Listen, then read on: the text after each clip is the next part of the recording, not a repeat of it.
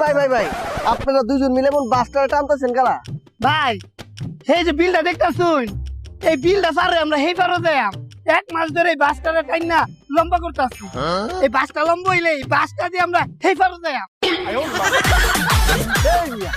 আপনারা এগুলো কি কইতেছেন? বাসটা নিয়ে লম্বা করবেন? আপনার মাথার মধ্যে কি গোবর আছে নাকি? না ভাই, আমার মাথা চুল আছে।